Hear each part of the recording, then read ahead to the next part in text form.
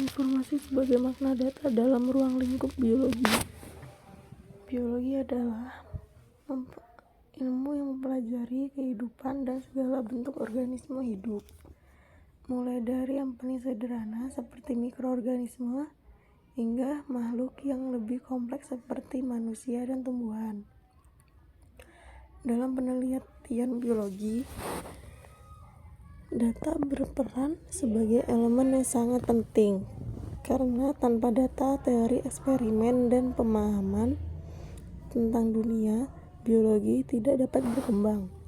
Data dalam biologi tidak hanya terbatas pada angka-angka, tetapi juga mencakup berbagai bentuk informasi yang dapat digunakan untuk menjelaskan fenomena biologis, mendukung hipotesis, dan membantu pengembangan teknologi baru.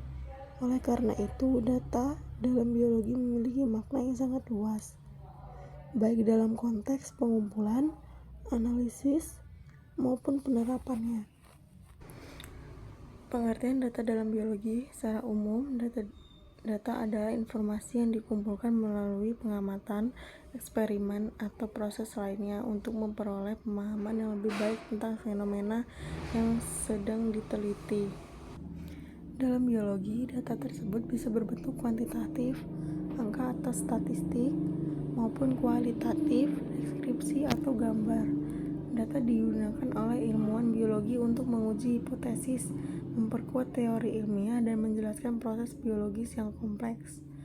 Data biologi dapat diperoleh dari berbagai sumber, seperti laboratorium, observasi lapangan, dan eksperimen terkontrol.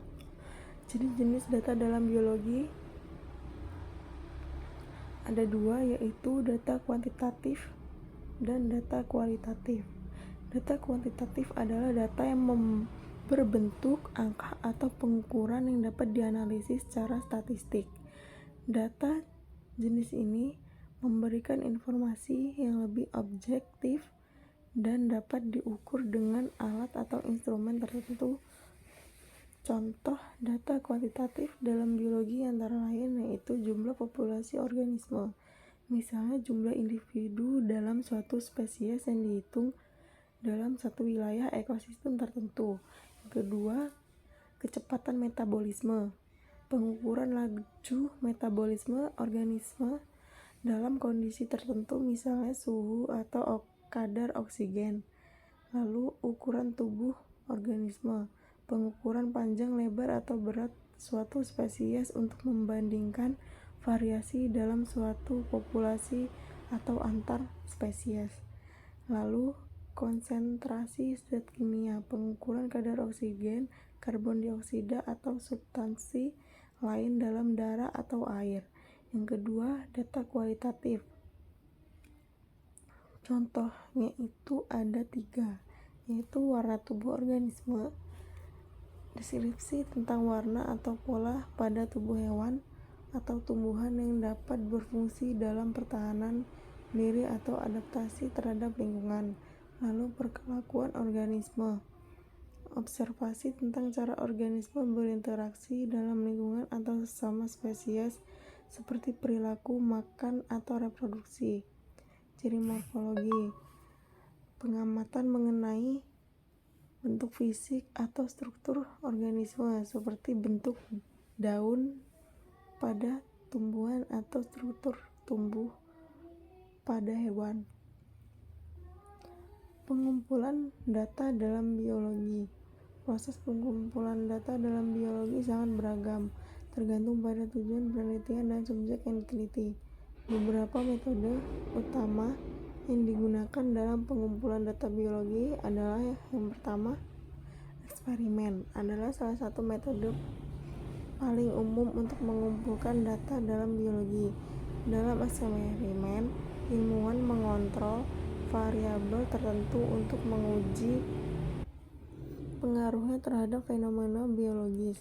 Data yang dihasilkan dari eksperimen dapat berupa data kuantitatif atau kualitatif. Yang kedua, observasi lapangan, melibatkan pengamatan langsung terhadap organisme atau ekosistem di alam bebas.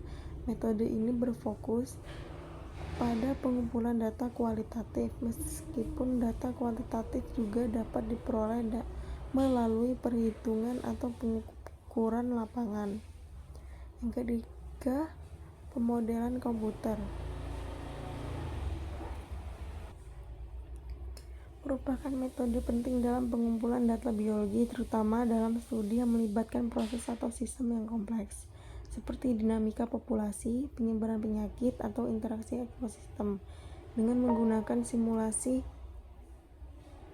komputer, ilmuwan dapat memodelkan berbagai skenario untuk memahami pola yang ada. Yang keempat, penggunaan teknologi molekuler. Di era ini, teknologi molekuler seperti PCR atau polymerase chain reaction, sequencing DNA, dan mikroskop elektron memungkinkan pengumpulan data pada tingkat molekuler yang sangat rinci. Ini sangat penting dalam bidang genetika, bioteknologi, dan mikrobiologi. Informasi sebagai pengurang ketidakpastian. Dalam dunia yang terus berkembang dengan dinamika yang cepat, keberadaan informasi yang relevan dan tepat pada pengembangan cara kita memahami dunia yang bertindak di dalamnya. Yang pertama, definisi ketidakpastian dan informasi. Ketidakpastian yang sering kali muncul karena keterbatasan pengetahuan atau pemahaman kita terhadap situasi atau peristiwa tertentu. Dalam konteks ekonomi, ketidakpastian bisa terjadi karena tidak ada kepastian tentang masa depan atau ketika faktor-faktor yang mempengaruhi hasil tidak diketahui dengan jelas. Ketidakpastian juga dapat hadir dalam bentuk ambiguitas informasi, di mana informasi yang ada tidak lengkap atau tidak jelas. Sebaliknya, informasi adalah data yang telah diolah dan diberi makna yang kemudian digunakan untuk memperkaya pemahaman atau pengetahuan kita. Yang kedua, teori informasi dan ketidakpastian. Dalam teori informasi, ketidakpastian sering diukur dalam unit yang disebut entropi. Entropi mengukur sejauh mana ketidakpastian atau ketidaktahuan dalam suatu sistem. Semakin tinggi entropi, semakin besar ketidakpastian yang ada. Sebaliknya, semakin banyak informasi yang kita peroleh, semakin rendah tingkat ketidakpastian atau entropi dalam sistem tersebut. Yang ketiga, pengurangan ketidakpastian dalam berbagai konteks. Yang pertama, pengambilan keputusan ekonomi. Salah satu era di mana informasi sangat penting adalah dalam pengambilan keputusan ekonomi. Para pelaku ekonomi, baik individu, perusahaan, atau pemerintah, seringkali dihadapkan pada pilihan yang sulit dengan banyak variabel yang tidak pasti.